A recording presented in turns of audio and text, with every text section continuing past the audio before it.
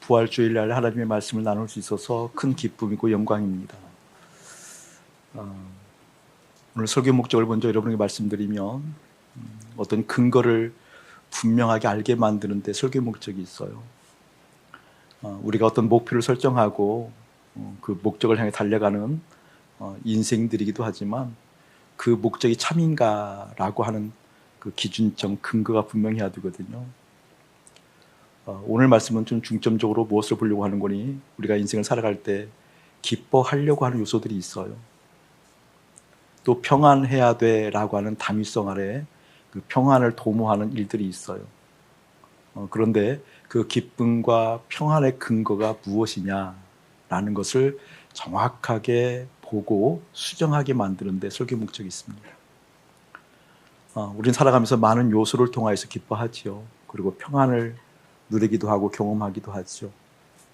그런데 오늘 말씀을 통해서 참 기쁨과 평안을 이렇게 누려야 돼라고 하는 그 근거를 명확하게 제시하고 여러분이 다른 곳에 근거를 두었다고 한다면 그것을 수정하게 만드는 데 설교 목적이 있습니다.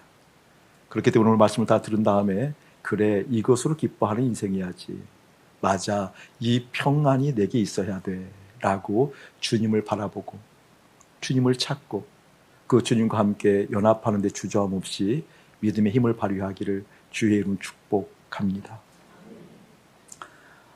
우리 하나님을 깊이 경험하면서 주님의 은혜 아래 머물면서 주님의 사랑을 더욱 구하면서 주님을 따라가다 보니 실제 되는 큰 은혜가 있어요. 그것은 무엇인고니요? 우리는 이 세상에 머무는 인생이 아니라 이 세상 밖으로 나가는 인생이라는 것. 이 세상 밖으로 나갈 수 있는 길이 보이지 않았는데 십자가가 내 안에 들어오기 시작하면서 십자가를 통하여 세상을 빠져나간다는 것. 세상을 빠져나갔음에도 불구하고 어떻게 이 세상에 사는가? 그때 비로소 세상에 빠져나간 내가 주님께서 나를 장갑 삼아서 이 땅에서 당신의 뜻을 펼치신다는 것. 그래서 하나님의 사랑이, 하나님의 마음이, 하나님의 능력이 내 온몸으로 내 존재에 일깨워진다는 것. 그게 깨달아지고 실제되니까 그 영광이 너무나 커서 날마다 주님을 더 사모하지 아니하면 안 되는, 주님을 더 고파하지 아니하면 안 되는 그 믿음의 쟁이로 삼아주신 하나님의 은혜가 있죠. 저는 사랑하는 여러분들의 마음 가운데 그 은혜가 더 깊어졌으면 참 좋겠습니다. 오늘 말씀을 통해서 기쁨과 평안의 근거가 분명하게 세워져서 나의 기쁨, 나의 평안, 그 예수가 실제되는 역사 내 삶에서 그대로 드러나게 하옵소서라고 하는 기도가 날마다 향기롭게 메아리치기를 주님의 이름으로 축복합니다. 어제 간만에 좀 고나기도 했지만 웃으면서 하나님을 바라보는 귀한 시간을 가졌어요. 제가 신학을 듣게 했기 때문에 다시 공부를 시작하는 과정이 만만치는 않았어요. 그렇게 공부 실력은 제가 썩 좋지 않은 것 같아요. 장학금을 받을 만한 실력은 아니니까. 그래서 어쨌든 이제 공부는 해야 되잖아요. 시험철이 되어지면 저희 다닐 때만 하더라도 학생 수가 많아서 도서관 자리 잡기가 굉장히 어려웠어요. 그러니까 같이 친구들이 편들어서 한 명이 수업 빠지는 아니더라도 시험철만 되어지면 도서관 잡는 게 일이거든요. 자리를 잡으면 밥을 살 수 있는 형편들이 나니까 식권들을 주기도 하고 그랬던 기억이 새록새록 나요. 신학을 이제 늦게 한 몸이기 때문에 그래도 정성을 들여서 하나님 앞에서 머물고자 하는 마음이 컸지요. 그런데 시험 공부를 해도 그 전에 먼저 반드시 성경을 이제 읽는 연습이 든 거예요. 어떤 일을 하든지 하나님의 말씀을 먼저 봐야지, 새겨야지, 감동돼야 되지. 라고 이제 도서관에 들어가서 시험 공부하기 전에 성경을 펼치고 한 장이라도 읽으려고 하거든요. 성경을 읽을 때 참 그럴 때 더 은혜가 되잖아요. 급하게 시험 공부를 해야 되는데 그때도 더 은혜가 돼요. 그러면 시험 공부를 할 수가 없이 또 감동은 끊어지면 안 되니까 계속 봐야 되니까 시험 공부를 하나도 못 하고 꼴딱 그냥 밤새도록 성경만 보다가 울다가 또 막 걱정도 하다가 그런 생각이 나더라고요. 그래서 시험을 여러 번 망쳤어요. 그래서 제 성적이 별로 좋지 않아요. 성교순으로 목사를 뽑았다고 한다면 아마 저는 여기에 서 있지 못할 것 같아요. 그런 기억이 어제 새록새록 나더라고요. 왜냐하면 내용은 다르지만 어제 그런 감흥을 느낀 날이었거든요. 토요일 날은 좀 더 하나님 앞에 머물고 또 설교를 가다듬기도 하고 그런 날이잖아요. 그런데 어제 뭐 늦은 시간에 제 책꽂이에 써져 있는 책꽂이에 제목 하나가 제 눈에 쑥 들어오더라고요. 그 제목이 어떤 제목인지 너 뭐 하다 왔니? 라는 책 제목이에요. 한 3, 4년 전, 4년 전에 사놨던 책인데 읽지 않고 나중에 편한 시간에 봐야지라고 꽂아놨던 책이거든요. 여러분도 책들 좋아하시는 분들 많이 있지만 책도 쉴 때 읽는 책이 있잖아요. 쉴 때 그 책을 읽으면 그런 책들 읽으면 오히려 쉼이 드는 책들이 있잖아요. 아닌가요?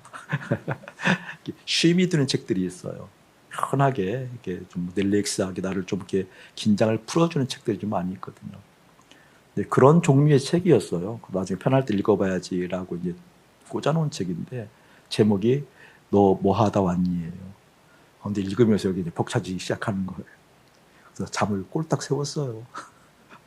꼴딱 어제 세워서 하나님 말씀을 정돈하고 또 가다듬어야 할 시간에 그냥 그 책을 읽고 은혜 받으라고 꺼이꺼이 울어가면서 내용이 막 복잡한 내용도 아닌데 꺼이꺼이 울어가면서 막 웃으면서 막 기도하면서 다짐하면서 그렇게 어제 책을 봤어요. 그 책 내용이 어떤 내용이 이런 내용이에요. 어느 날 한 선교사님에게 하나님의 마음이 임해요. 너 뭐 하다 왔니? 라고 묻는 하나님의 음성이 들려요.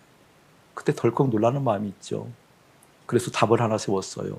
하나님께서 그렇게 물으실 때 예, 저 순종하다 왔습니다. 라고 그 답을 세우기 위해서 평생 순종의 삶을 살아가요. 불꽃처럼 살아가는 선교사님의 이야기거든요. 그 내용이 참 감동이 돼요. 그리고 실제 그 감정을 추스르기 어려울 정도 격한 감정이 일어나기도 하고 하는 그런 책이에요. 그 책을 다 읽고 나서 저도 꺼이꺼이 울면서 얘기했어요. 하나님 저 순종하고 싶어요. 하나님 더 순종하고 싶어요. 내일이면 오늘 설교를 해야 되는데 설교는 저 초마신가 있고 하나님 저 순종하고 싶어요. 어떻게 하든지 하나님의 말씀이 내 안에 들어오는 걸 경험하고 싶어요. 다른 어떤 문제보다, 다른 어떤 걱정보다, 다른 어떤 근심보다 하나님의 마음이 내 안에 들어와서 그 하나님의 마음이 나를 사로잡아서 나를 움직이가 내가 주님 앞에 엎드리고 순종하는 인생이 되고 싶어요. 날마다 어떤 환경이든지 선하신 하나님을 내가 경험하고 싶어요. 그래서 내 입술에서 항상 우리 하나님 선하시다, 선하시다. 그 하나님 선하시기 때문에 이러한 일 오케이, 저러한 일 오케이. 그 하나님 선하시기 때문에 이 고통 오케이, 저 기쁨 오케이 라고 얘기할 수 있는 하나님의 사람, 그냥 이글거리는 하나님의 사랑의 사람, 그냥 내 안에 가득한 예수의 사람 되고 싶어요, 되고 싶어요 라고 소원하니라고 잠을 꼴딱 세웠어요. 그래서 여러분들이 지금 이쁘게 보여요. 때로는 정신이 아까 이렇게 왔다 갔다 해야 더 이쁘게 보이기도 하는 모양이에요. 아주 예쁘게 보여요. 저는 사랑하는 여러분들이 오늘 말씀을 통해서 아울러 똑같은 마음 경험했으면 참 좋겠어요. 순종하고 싶다는 마음이 주께서 주시거들랑 예, 주님 순종하고 싶어요. 순종할 수 있는, 하나님을 원할 수 있는, 하나님을 따라갈 수 있는 그러한 마음 그릇 꼭 삼아주셔요. 십자가에서 예수님과 함께 죽고 살아 주님의 마음에 깃들 수 있는 거룩한 인생으로 삼아주셔요 라고 소원하는 여러분 되기를 주님의 이름으로 축복합니다. 하나님을 따라가는 인생은 특징이 있어요. 하나님을 따라가고 하나님 앞에 서 있는 인생의 특징은 무엇인고니 반드시 부활을 경험해야 된다는 겁니다. 부활은 무엇이죠? 여러분 다시 사는 거잖아요. 거듭남이잖아요. 여러분 거듭남이라는 것은 부활이라는 것은 다른 것 아니에요. 우리가 주로 부활절이 다가오고 부활을 생각할 때 어떤 이미지를 떠올리는 거니 나사로를 떠올리는 것 같아요. 요한복음 11장에 등장하는 나사로가 부활했잖아요. 그런데 나사로의 부활을 성경은 부활이라고 얘기하지 않아요. 성경에서 이야기하는 부활은 다른 거예요. 좀 더 근본적이고 실제적이고 영원한 거예요. 여러분이 나사로를 떠올린다면 이런 감흥일 거예요. 나사로의 부활은 무엇이었죠? 다시 세상으로 돌아와 사는 거예요. 다시 세상으로 돌아와 사는 것이 나사로의 모습이었어요. 근데 예수님의 부활은 어떤 거죠? 세상 바깥으로 나가는 게 부활이었어요. 세상 가지고 있던 뜻들을 다 십자가의 죽음에 넘기고 다 그곳에서 빈 무덤으로 처리하고 다시 거듭나 다시 태어나 어떻게 하늘 아버지께 가잖아요. 세상 바깥으로 나가기 위한 것이 부활이에요. 여러분, 부활은 왜 필요하죠? 세상으로 다시 돌아오기 위해서 아니요. 하늘 아버지께 가려고 부활이 필요해요. 부활은 다른 게 아니에요. 하늘 아버지를 만나려고, 세상 밖으로 나아가 하늘에 입성하려고, 출세상하여 하늘나라에 도달하고 하늘 아버지의 영광을 빌려고 부활이 필요한 게 있잖아요.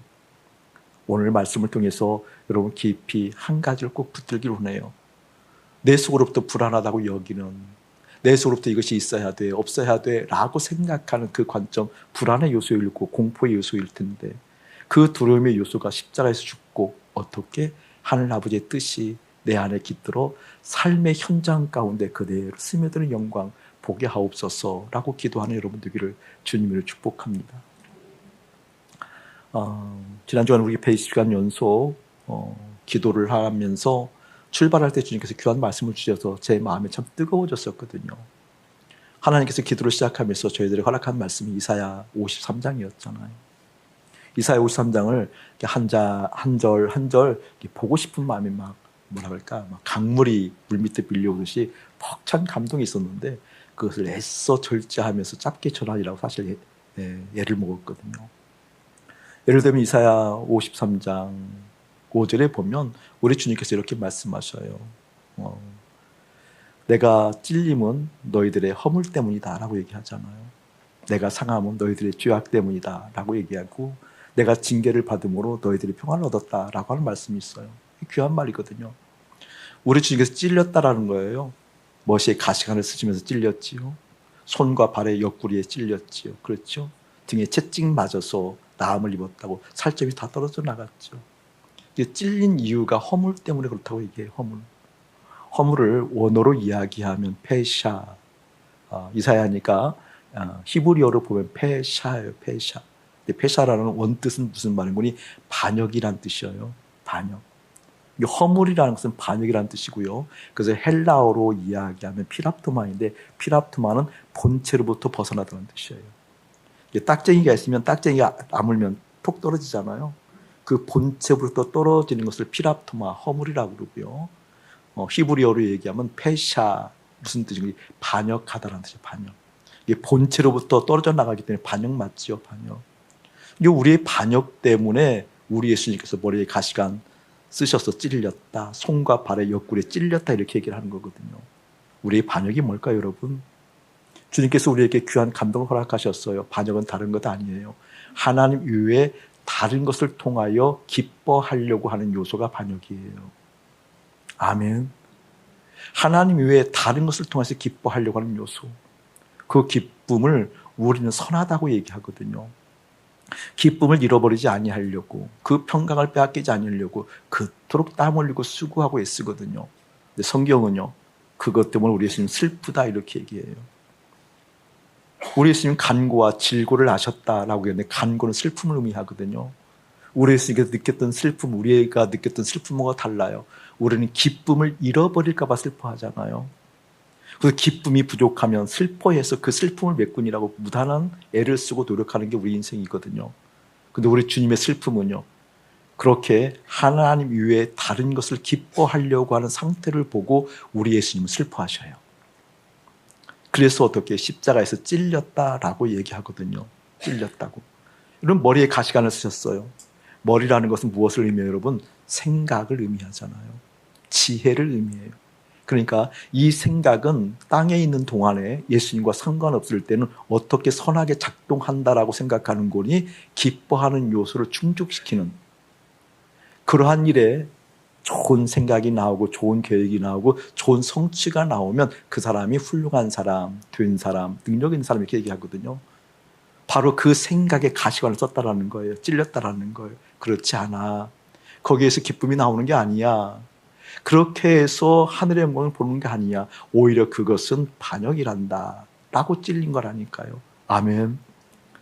때로는 하나님의 마음에 들어가서 하나님의 생각이 실제되면, 하나님의 마음이 내 마음 안에 들어와서 그 하늘 영광이 실제되면, 내가 기뻐하는 요소를 보고 소스라치게 놀래요. 내가 지금 반역하고 있구나. 내가 지금 반역하고 있구나. 이것 때문에 주님께서 머리에 가시관을 쓰셨구나. 손과 발에 어떻게 가시관을 못에 박히시니까 찔렸잖아요. 찔리셨구나. 손은 무엇을 의미할까요, 여러분? 성경의 손을 해석할 때는 능력이라 여겨요. 오른손이라고 얘기할 때는 권능, 승리를 의미하고요. 손은 실제. 무엇인가 할 수 있는 실제. 생각, 뭐를 생각하고 있는 그 기쁨을 이루겠다는 생각, 계획들을 이루는 실제. 이루는 능력들을 의미하거든요.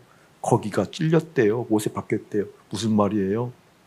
그렇게 너희들이 기뻐하려고 하는 요소들을 실제되게 만드는 요소들이 무엇이다? 그게 바로 페샤, 피라토마, 본체로부터 벗어난 행위이고 그게 바로 반역이라는 거예요. 여러분, 이게 실감 날수록 믿음이 실제되는 거거든요. 이게 실제되지 않고 이해가 되지 않을수록 아직까지 믿음이 얽혀 있는 거거든요. 헝클어져 있는 거거든요. 오늘 말씀을 통해서 그 믿음이 반듯하게 세워지는 역사 예수의 이름으로 있을지어다. 발은 무엇을 의미할까요, 여러분? 미래를 의미해요. 개척을 의미하고 미래를 의미하고 전진을 의미하고 그리고 시간을 의미해요, 여러분. 먼 미래 속에서 기뻐해야지. 기쁜 것을 준비해야지. 기쁜 것을 채워야지. 기쁜 것이 있어야 내 인생에서 행복하고 편안해 라고 하는 것들, 거기에 그냥 못을 박아버린 거거든요. 왜냐하면 그렇게 반역의 길로 가지 말아라. 반역하지 말아라 라고 십자가의 못을 바꾼 거거든요. 여러분, 옆구리는 배잖아요. 배에 창이 찔렸어요. 배는 무엇을 의미해요, 여러분? 철학적 비유를 얘기할 때 배는 욕망을 의미하잖아요. 욕망, 욕구, 그렇잖아요. 그러니까 욕구, 우리가 지금 뭔가 욕구하는 것들이 있거든요. 욕구한다는 건 대부분 무엇을 욕구하는 거예요? 희를 욕구해요. 즐거움을 욕구하죠. 행복을 욕구하죠. 그러니까 범죄도 그것을 통해서 자기의 어떤 욕구하는 것이, 만족하는 것이 있거든요. 복수도 여러분 나쁜 거지만 그 복수를 통해서 만족하려고 하는 거잖아요. 그렇죠? 막 증오도 그 증오를 통해서 어떻게 기어이 깨트스라도 나를 만족하려고 하는 그 악영향 소금이잖아요. 욕구한다는 것은 자기의 만족성을 위해서 욕구하는 거거든요. 그것이 극한으로 커지면 커질수록 문제가 되겠지만, 그러니까 배에 옆구리에 창으로 찔렸다 이 말은 무슨 말이에요? 우리 욕구가 깨트려졌다 그 말이에요. 욕구가 깨트려졌다. 우리의 상함을 위해서 우리 예수님 상함을 통해서 우리의 죄악 때문에 상함을 입었다고 얘기하잖아요. 죄악을 무엇이라고 그랬어요, 여러분? 빗나가는 것. 하나님도 빗나가는 것. 그것 때문에 살점이 떨어져 나가도록 채찍에 맞고, 살점이 떨어져 나가도록 가시관을 쓰이고, 살점이 떨어져 나가도록 창에 찔렸다 그 말이에요, 여러분. 여러분이 종종 해드리는 말씀이 있어요. 우리의 심령 가운데 살되어 있는 자녀들. 우리의 마음이 아프다고 얘기하잖아요. 그렇죠, 여러분? 마음이 무겁다고 얘기해요. 여러분들의 자녀들이 잘못되면 어떻게 마음이 무겁지요? 그 심해지면요, 아프지요? 더 심해지면요, 살점이 떨어져 나가는 것처럼 아프다고 그러죠?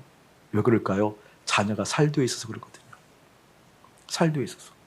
여러분, 돈이 떨어져 나가면 아프잖아요. 죽을 것 같잖아요. 너무 어렵잖아요. 왜 그렇죠? 돈이 살되어 있어서 그러는 거거든요. 바로 살되어 있는 그것을 어떻게 채찍 맞음으로 인하여 상에서 다 떼어내버리고, 찔려서 어떻게 그래서 다 베어져 내어버리고, 그것을 위해서 우리 예수님 뭐 했다? 십자가에서 죽으셨다. 아멘. 죽으셨다.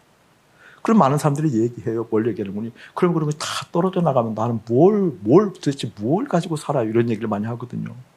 근데 그분들은 놓고 장시간 이해하게 하면 참 좋은데, 그런 이해하게 할 수 있는 시간들이 필요한데, 뭐 간추려서 얘기하면 그런 거잖아요. 결론을 얘기하면 다른 것 아니잖아요. 여전히 생각하는 것이 주체적이라서 그런 거예요. 여러분, 정말 주님께서 그런 것을 가져가신다라고 해서 내 존재를 주 앞에 내어놓고 예수님과 함께 찔리고 예수님과 함께 살이 떨어져 나가고 예수님과 함께 그것이 다 녹아져 내려갔을 때, 그때 오는 믿음이 뭔 줄 아세요, 여러분? 들어오는 믿음. 내가 발휘하는 믿음 말고요, 주어지는 선물로서 믿음이 뭔 줄 아세요? 하나님이 실감나요. 하나님이 어떤 하나님이 실감날까요? 내가 계획을 세워서 내가 생각하고 무엇인가 생각해서 좋은 거라고 더불어 산다라고 생각했던 그 계획을 넘어선 하나님의 계획이 내 안에 들어온다니까요. 아멘. 하나님의 계획이 내게 들어와요. 하나님의 뜻이 내게 들어온다니까요. 하나님의 생각이 내게 들어온다니까요. 그것을 경험하는 것이 믿음이에요, 실제. 그것이 실제 경험 속에서 날마다 지속되는 그 지속의 양이 믿음의 실력이고요. 저는 사랑하는 여러분들이 믿음의 실력이 쌓아지길 주의를 축복합니다. 그래서 내 안에서 실제 그분의 생각과 그분의 마음과 그분의 계획과 그분의 뜻이, 그분께서 생각하시는 당신의 의지가 내 안에 있어서 어떻게 내가 생각했던 계획과는 비교할 수도 없고, 내가 생각했던 뜻과는 비교할 수 없고, 내가 가지고 있는 자원과 능력과는 비교할 수 없고, 하늘의 크기로 임하시는 하늘의 역사, 그걸 맛보는 게 믿음의 실력이에요. 그 믿음의 실력이 예수의 이름으로 가득할지어다. 그것 때문에 죽으셨거든요. 그러니까 예수님과 함께 죽었다라는 것은 살되어 있는 돈이 죽고, 살되어 있는 자녀가 죽고, 살되어 있는 나의 주체의식.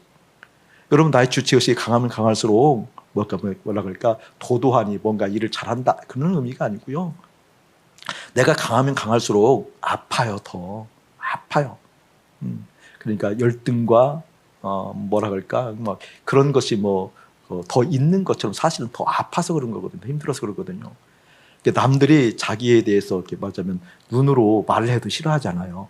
눈빛 쏘면 온갖 추측이 다 나오고, 우리는 그런 상관없는 사람들 전혀 못 알아듣는 것처럼 얘기하는데 그래도 그거 피해갈 수가 없어요.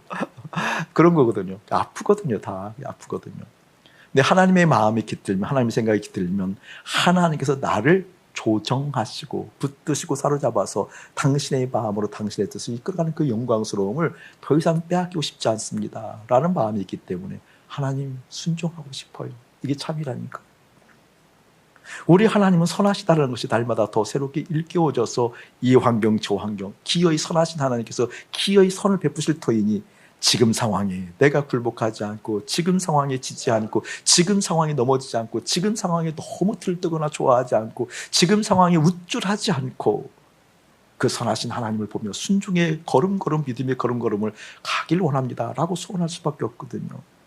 이 소원이 사랑하는 여러분에게 가득했으면 참 좋겠습니다. 우리 주님께서 오늘 밤 여러분에게 꿈에서 나타나서 너 뭐하다 왔니? 라고 음성이 들렸으면 좋겠어요. 저는 그게 이제 실감이 나요. 분명하게 하나님께서 나중에 저하고 계산할 때 얘기할 거거든요. 아침 목사야, 너 뭐하다 왔니? 우리 교우들하고 평생 싸우다 왔습니다. 평생 교우들 얼굴 닦고 살피고 비유 맞추다 왔습니다. 이런 정도 수준은 아니고 싶거든요. 평생 그냥 한국 땅, 그리고 일산 땅, 서울 땅, 이 좁은 땅덩어리에서 그 좋은 건물 안에 들어가서 거기서 수많은 경쟁을 통해서 기어이 우쭐하려고, 기어이 무엇인가 이루려고 그거 하다 왔습니다. 이런 소리 하기 쉽지 않거든요. 하늘 아버지의 뜻이 내 안에 깃들어서 창조주 하나님이 실제 되어서 그 선하신 하나님이 내 인생 가운데 실제 되어서 그 하나님 역사가 마음껏 흘러가는 순종덩어리로 살다가 왔습니다. 준 순종입니다. 이건 책의 내용이에요. 근데 그게 소원되더라고요. 오늘 말씀이 그것이거든요. 그러한 사람들은 반드시 뭐 해야 된다? 부활을 경험해야 돼요. 왜 그렇죠? 예수님과 함께 십자가에서 찔려서 상해서 허물과 죄악이 다 떠나갔어. 징계를 받음으로 인해서 평화를 누렸던 그 평화가 함께 누려져서 넉넉하게 이 땅에서 드러나는 역사가 있기 때문에 그래요. 오늘 말씀에 보면 요한복음 20장을 특별히 봤어요. 예수님 부활의 아침에 막달라 마리아가 찾아온 장면인데, 이 장면은 사복음서에 다 나와요. 그런데 특별히 요한복음 20장은 사복음서 조금 달리 나와요. 다른 데에는 이 부분, 부활의 아침에 여러 사람들이 찾아가요. 막달라 마리아뿐만 아니라 여러 여인들과 함께 쫓아가요. 그런데 요한복음 20장만큼은 막달라 마리아 한 사람만 등장해요. 이것은 뭐예요? 이 저자인 요한의 의도가 있다는 거죠. 요한의 편집이 있어요. 편집. 요한이 왜 이런 주석을 하는구니, 다른 데는 다 여러 여인이 나온 거 보니까 실제 역사상으로는 몇 사람이 더 있었어요. 근데 요한이 특별히 이렇게 편집했다는 내용은 무엇인가 주목하고 싶은 거예요. 강조하고 싶은 것이 있다는 거죠. 막달라 마리아를 통해서 부활의 아침에 주님을 찾아간 그 내용을 통해서 강조하고 싶은 내용을 오늘 보고 싶은 거예요.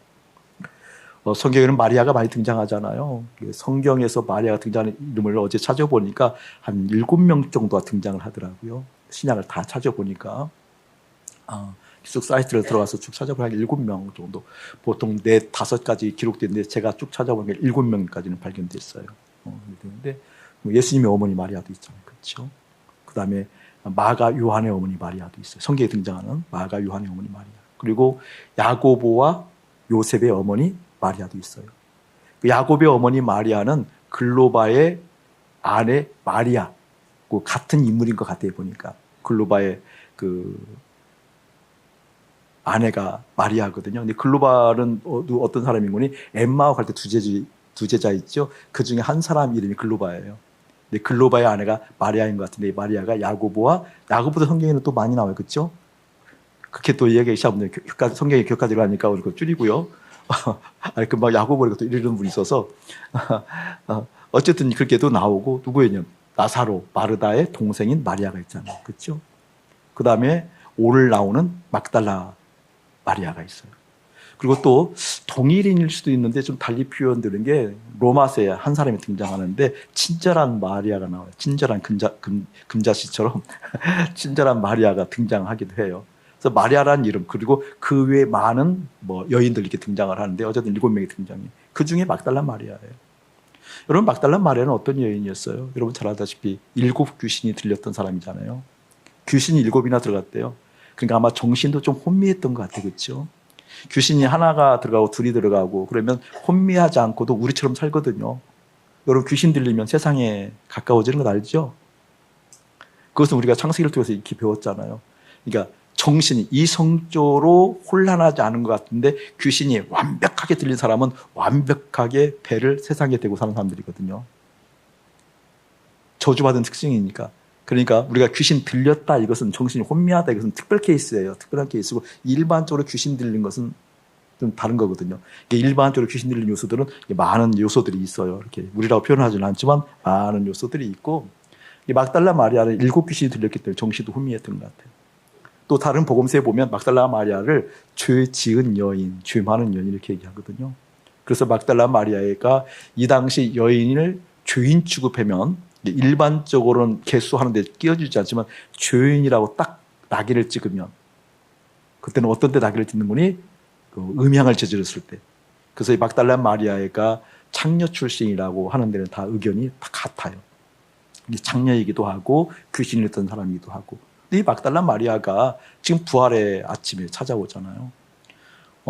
이스라엘은 보통 한 3일 동안 이제 매장을 하게 되어지면 이제 그 굴에 시신을 넣게 되면 3일 동안 찾아가는 풍습이 있어요. 우리는 옛날에는 3년상 했잖아요. 그렇죠? 3년상 찾아가는 풍습이 있었는데, 예수님이 이제 토요일 날, 우리식으로 얘기하면 토요일 날 십자가에 죽으시고, 안식일, 아니고요. 금요일 날 돌아가시고, 안식일이 토요일이니까, 토요일 날은 뭐예요? 안식일이니까 아무것도 일 못 하잖아요. 그때 움직일 수가 없잖아요. 그러니까 지금 예수님의 제자들도 그렇고, 마리아도 그렇고, 찾아가지 못한 거예요. 그리고 나서 이제 안식일이 풀리니까 3일째 부활하신 날, 우리가 말하는 주일날, 그날 찾아간 거잖아요. 아침에 일찍 찾아간 거거든요. 근데 이 마리아를 보면 평소에 그렇게 극한의 어려움, 극한의 소유됨의 삶들을 살았다가 예수님을 만나요. 그래서 극적으로 그의 삶이 변화되죠. 극적으로 그의 인생이 바꾸어진다고요. 그러니까 마리아에게 있어서 이 세상에 대해서 살아갈 힘, 희망, 용기, 위로, 그건 누구에게만 있는 거예요? 세상에 살아갈 때? 예수님만 있었겠죠. 예수님을 쫓아다녀요. 그래서 예수님의 모든 사역을 거의 학자들이 얘기할 때는 거의 이 마리아가 동행했을 것이다 이렇게 얘기를 하고, 그래서 때로는 세속적인 오해도 받는 책들도 많이 있잖아요. 그래서 어쨌든 막달라 마리아가 예수님을 수종을 들고 따라다니거든요. 그러니까 유일하게 예수님이 소망일 수밖에 없어요. 유료이고 희망일 수밖에 없는 거죠. 왜냐하면 창녀 생활을 하다가 7 귀신이 들렸다가 이렇게 나음 입었으니까. 자, 여기 함정이 하나 있어요. 마리아가 유일하게 예수님 소망이었어요. 어디에서요? 크게 어디에서요? 자, 그 부분을 우리가 오늘 생각해 보려고 그래요. 우리가 어쩜 세상에서 예수를 믿는 그 관점을 정말 예수를 믿는다라고 얘기하는 건 아닐까라는 것을 찾아내려고 하는 거거든요. 오늘 말씀을 통해서. 그러니까 요한이 오늘 막달라 마리아 하나만 등장시켜서 편집하듯이 하나만 등장한 이유가 거기에 있는, 그걸 보려고 그러는 거거든요. 이 막달라 마리아에 있어서는 뭐라 할까, 오늘 우리의 관점으로는 믿음이 완벽하게 보이죠. 오로지 예수님이니까, 오직 예수니까, 열심을 다해서 예수님을 바라보니까. 그런데 오늘은 어찌된 영문인지 지금 이제 6월절이 지나고 안식일이 지나고 그 다음 날 바로 새벽에 미명에 찾아오잖아요. 한 사람만 등장시키고 있거든요. 제자들도 이때는 오지 않아요. 그렇잖아요. 제자들도 오지 않아요. 근데 여러분 생각해 보세요. 그동안 마리아가 따랐던 예수님은 어떤 예수님이에요? 살아있는 예수님이에요. 어디에서? 이 땅에서. 근데 지금 예수님을 찾아갔을 때는 살아있는 예수님이에요? 죽은 예수님이에요? 이게 말이 돼요, 여러분? 이 말이 안 되는 내용이 말이 돼야만 예수 믿는 거예요. 많은 믿음의 사람들이 죽은 예수를 바라보지 않아요. 죽은 예수를 찾아가지 않으면 부활의 예수 못 만나요, 여러분. 이 부활의 예수를 최초로 만난 인생이 마리아잖아요. 막달라 마리아잖아요. 가장 먼저 만났거든요. 그 부활의 예수님을 만난 마리아는 죽은 예수를 찾아갔기 때문에 만난 거라니까요. 아멘. 이게 어떤 의미를 내포하고 있느냐라고 하면 다른 것 아니에요. 마리아가 이 땅에 살아갈 때 유일한 소망이 예수였어요. 그게 바로 바람직한 것처럼 보이고 그리고 반듯한 믿음처럼 보여요. 이 땅에서 살아갈 소망이 예수였는데 지금 죽은 예수를 찾아간다는 것은 이 땅에 살아갈 소망이 있다라는 거예요, 없다라는 거예요? 그 얘기예요. 있다는 거 없다라는 거예요. 이 땅에서 살아갈 때 소망 되신 예수가 있기 때문에 이 땅에서 살아갈 힘이 됐다니까요, 여러분. 이 땅에서 살아갈 수 있는 유용성, 쓸모가 있었어요, 예수님이. 근데 죽은 예수를 찾아갔다고 한다면 이 땅에서 살아갈 쓸모가 있는 거예요, 없는 거예요, 여러분? 아멘. 반드시 예수를 믿으면 그걸 통과합니다. 무슨 말일까요? 이 땅에서 살아갈 어떤 자원화되어진 것들이 실제 죽음을 경험하지 않고 부활을 맞이할 수 없다, 그 뜻이에요. 아멘. 전 여러분들에게 좀 더 심각하게 오늘 도전하고 싶거든요. 좀 교만하다고 여기지 마시고 그냥 교만한 것 좀 들려도 용서하시고 주님의 마음으로 전하니까 꼭 알아들으셨으면 좋겠어요. 한국교회가 또 강단이 이렇게 얘기하면 조금 그러네.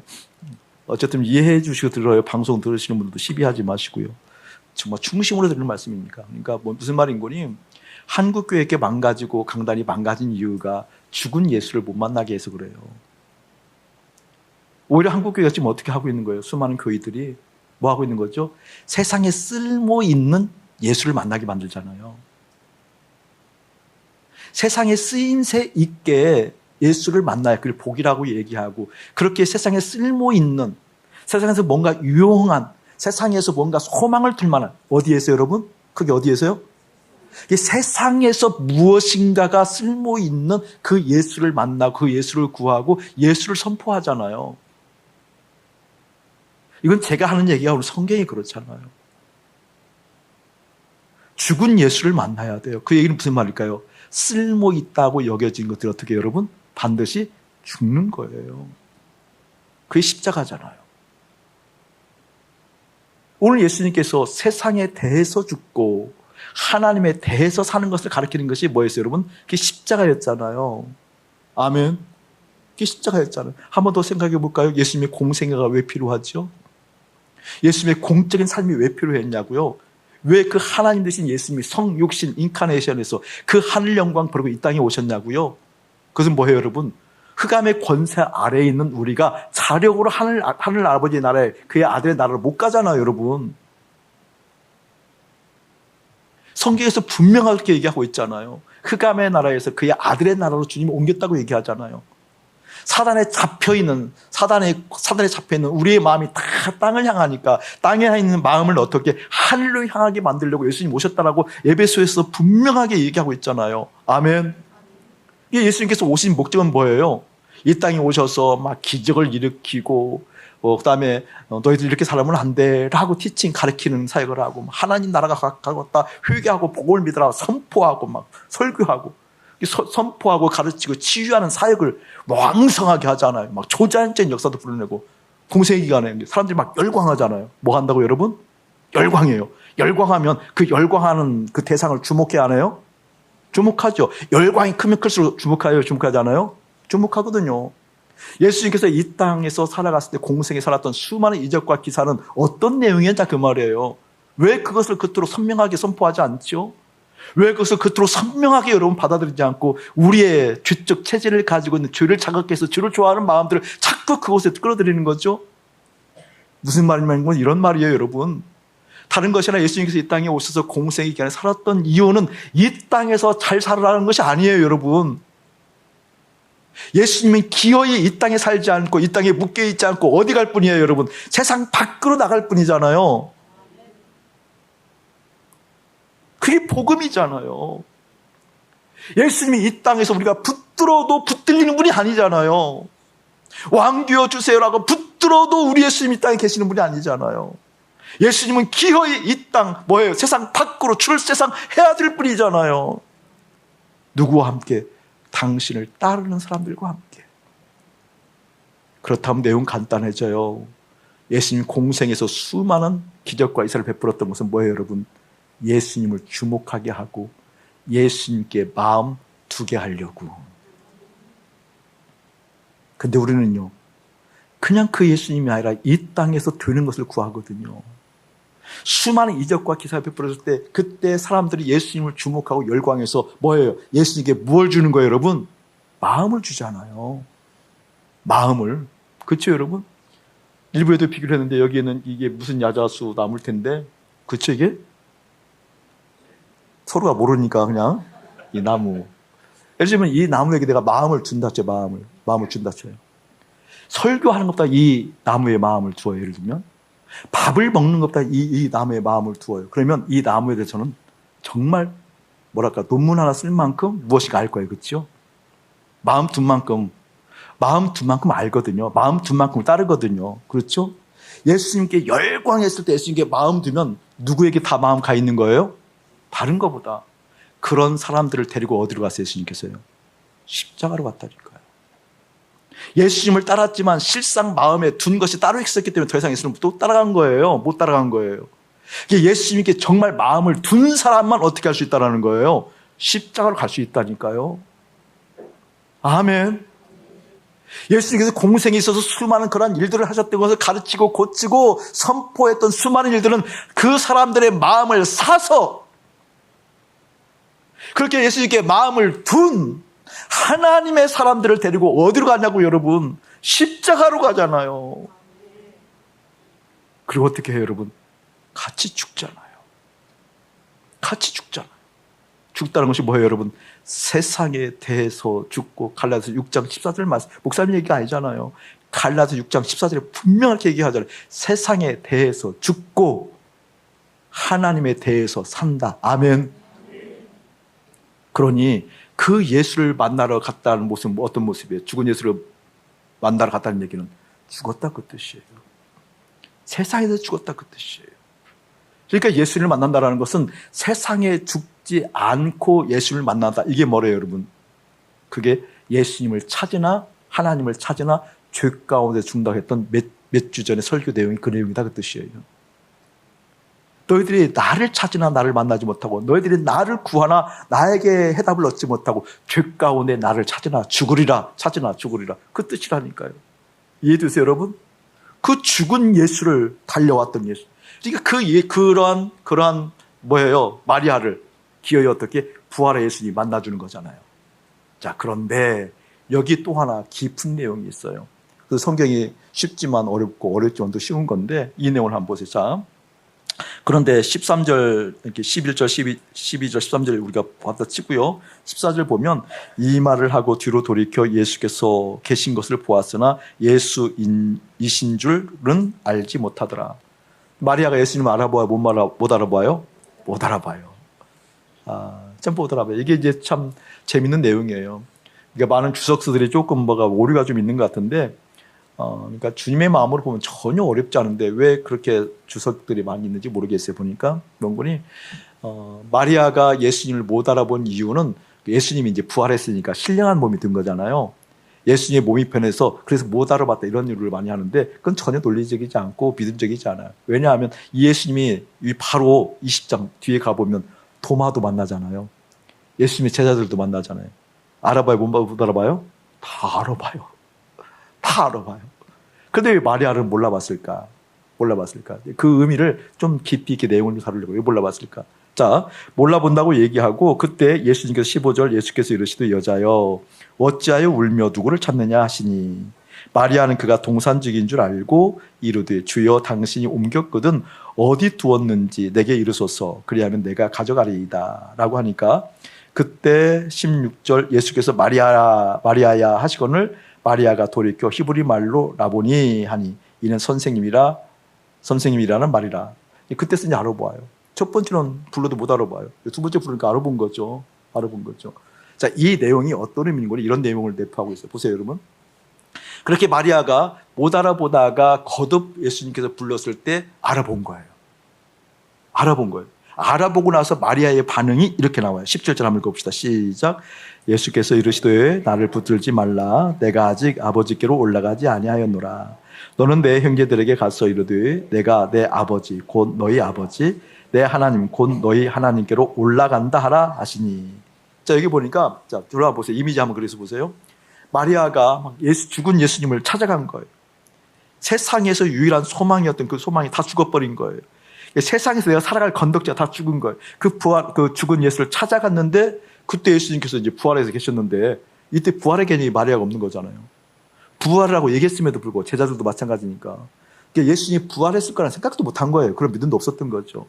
그런데 예수님께서 부활하셨음에도 못 알아봐요. 자꾸 어머 소리예요.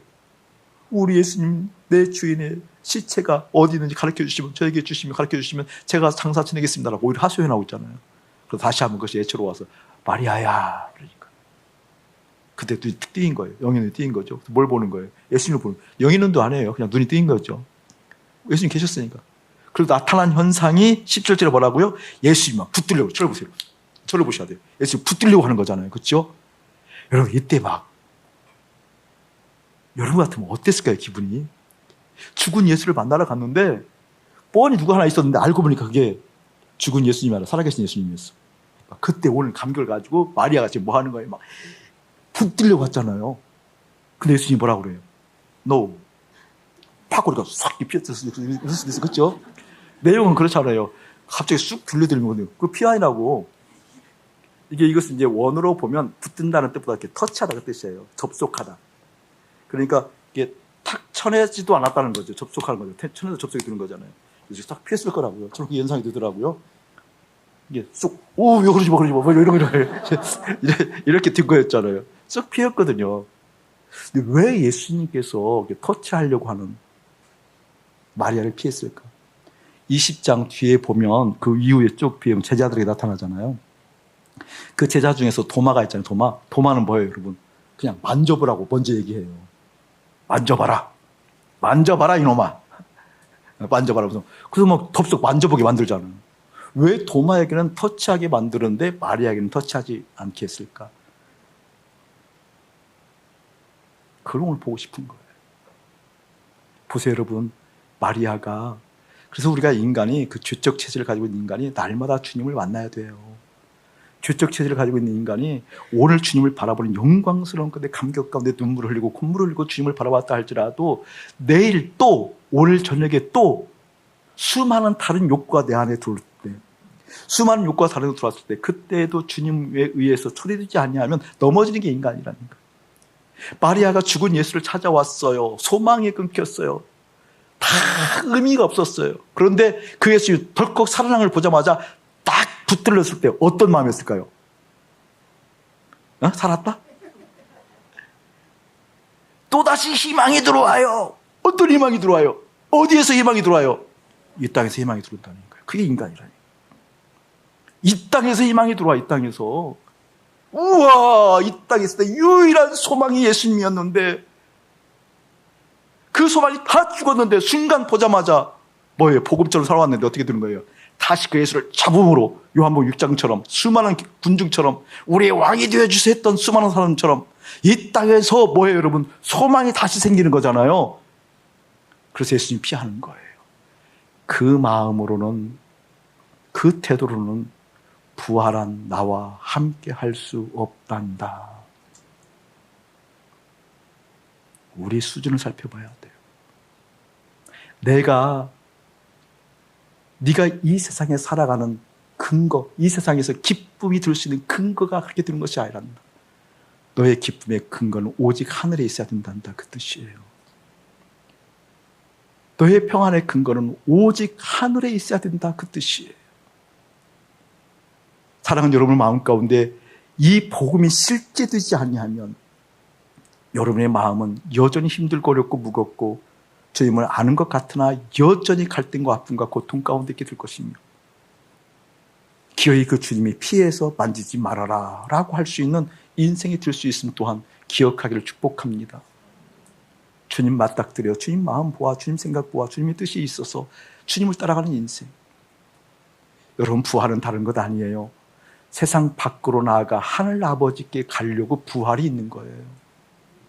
나사로처럼 이 세상 안으로 돌아와 살려고 부활이 있는 게 아니고요. 예수님의 공생에는 이 세상에 잘 살아라고 있는 것이 아니라 당신의 마음에 백성들이 들어와 백성들의 마음을 사 그들을 데리고 십자가에 가서 어떻게 이 세상과 끊고 단절을 하려고 우리 가운데 오신 거예요. 그게 부활이에요. 부활. 그 관점으로 살아가는 우리 교우들을 보면 아파요. 힘들어요. 어려워요. 그 관점으로 저의 인생을 보면 위태위태해요. 그래서 어떻게 날마다 십자가에서 연합하는 것을 확인해서 주님 순종하고 싶어요. 선하신 하나님 날마다 경험하고 싶어요. 주님의 뜻이 이루어지는 거 보고 싶어요 라고 하는 까닭이 거기 있습니다. 우리 그렇게 그 길로 함께 연대하고 그 길로 함께 위로하고 격려해서 서로 바라보면서 이 마음이야 일깨워주면서 주님 마음 따라가기를 주의 이름으로 축복합니다.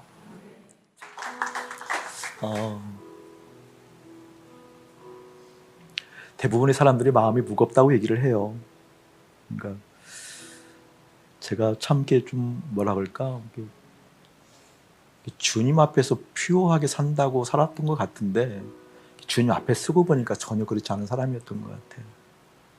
그러니까 작년에 제주도에 가서 제가 특별한 경험을 했다고 그랬잖아요. 주님께서 저를 이렇게 그냥 당신 손 안에 이렇게 잡아서 이렇게 옮겨서 당신 품 안에 머물게 하는 것을 경험했어요.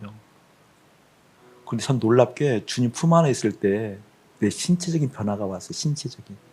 내 영혼의 변화는 물론이거니와 내 마음의 변화는 물론 내 신체의 변화가 왔는데 무엇인고니 뱃속이 시원해지더라고요.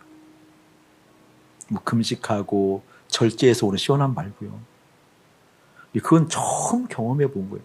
뱃속이 너무 시원해요. 여러분 뱃속이 상쾌한 느낌 아세요? 그냥 뭐 가볍다 이런 느낌 아니고 막 뱃속이 뭐예요? 그냥 프레시한 표현이 뭐 어때요? 하여간 막 너무 뱃속이 뱃속이 가벼우니까 내 몸이 가벼운 거예요. 좀. 근데 그 느낌하고 똑같아요. 마음도. 마음 그런 경험들 많이 있었을까요, 여러분? 마음이 시원한 거. 알죠, 여러분? 마음이 확한 거. 마음이 시원했을 때 오는 에너지 알죠, 여러분? 경험해야 돼요. 믿음은 반드시 경험하거든요. 경험해야 되거든요. 근데 많은 사람들이 마음이 무거워요. 힘들어요. 우울해요. 아파요. 그리고 미워요. 그리고 좋은 이미지를 생각해서 좋은 것을 추구하는데 마음은 무거워요. 자식이 잘 되기를 바라는데 마음은 너무 힘들어요. 이상하죠? 돈을 벌어서 행복하고 싶은데 마음은 너무 어려워요. 아직까지도 희망이 있는 상황이에요. 주님 사인이거든요. 마음은 시원해야 돼요. 마음은 시원해야 돼요. 그러니까 나중에는 뭘 경험하는 거니? 알아요, 자동적으로. 예전에는 그 마음 하나 바꾸려고 노력하는 그 에너지가 소모되니까 너무 피곤했는데 아니요, 주님 만날수록요. 버리는 게 에너지가 쌓여요. 습득되어져요. 나중에 알아요, 자기 자신이. 죄를 안 짓는다는 얘기가 사실이었구나. 죄가 없다라는 것이 아니에요, 바깥에. 죄의 유혹거리가 없다는 게 아니에요. 죄를 안 짓는 게 죄가 손도 대지 못한다는 얘기가 실제구나 알아요, 여러분. 그토록 마음이 민감해지는 여러분 되기를 주의 이름 축복합니다. 이게 왜 필요한 거니요? 여러분, 현실과 현장은 달라요.